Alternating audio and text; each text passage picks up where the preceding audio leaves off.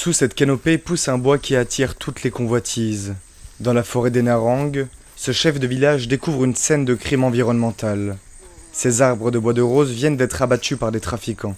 Précieux, ce bois est reconnaissable à sa teinte rouge sang. Une fois travaillé, il se revend à prix d'or en Europe et en Chine.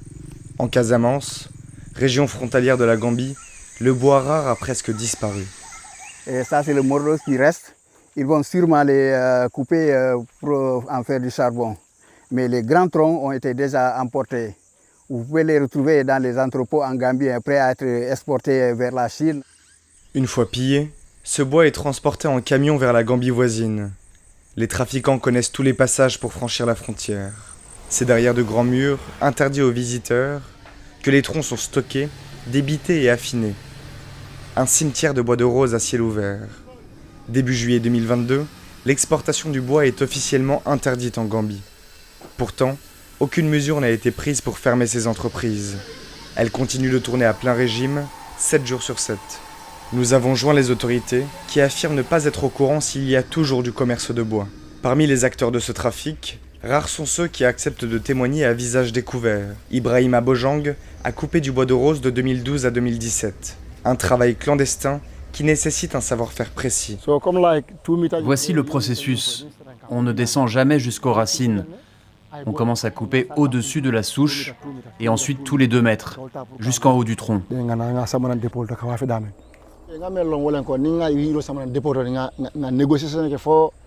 Ce que je sais, c'est que nous coupions le bois pour le vendre à différentes entreprises, chinoises notamment. Ils le stockaient dans leurs entrepôts, puis le transportaient au port de Banjul pour l'exporter hors du pays. En Gambie, face aux coupeurs de bois, certains activistes dédient leur vie à la protection des forêts. Face à l'inaction gouvernementale, Sikou Janko, 60 ans, sensibilise avec son association les habitants, notamment la jeune génération, consciente des enjeux environnementaux. Nous les sensibilisons sur le fait que nous avons des ressources naturelles limitées. Nous ne sommes pas en mesure d'alimenter l'Europe et la Chine. Nous ne pouvons pas leur fournir du bois de rose comme ça, car c'est une ressource limitée.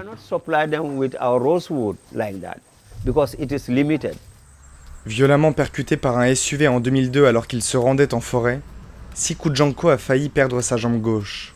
Rescapé de cette tentative d'assassinat, il est encore aujourd'hui dans le viseur des trafiquants. À plusieurs dizaines de kilomètres de là, en Casamance, Amadou Badji a créé une association qui replante du bois de rose et d'autres essences d'arbres. En 2009, une première forêt protégée de 83 hectares est créée à Koudioubé.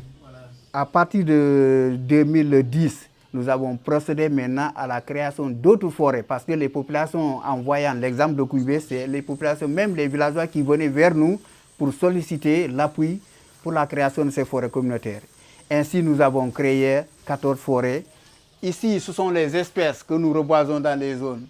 Nous reboisons le bois rouge, le bois rose, mais aussi les fruits forestiers. Direction la première forêt communautaire de Koudioubé. Amidou Badji et les bénévoles font pousser des plants de linké, variété locale de bois de rose. Tous ces petits arbres-là sont maintenant en âge d'être replantés dans la forêt, où ils deviendront de grands arbres. L'association travaille aujourd'hui pour créer des forêts protégées dans les régions de Sédhiou et de Kolda. Leur objectif est de protéger ce bois précieux dans toute la Casamance.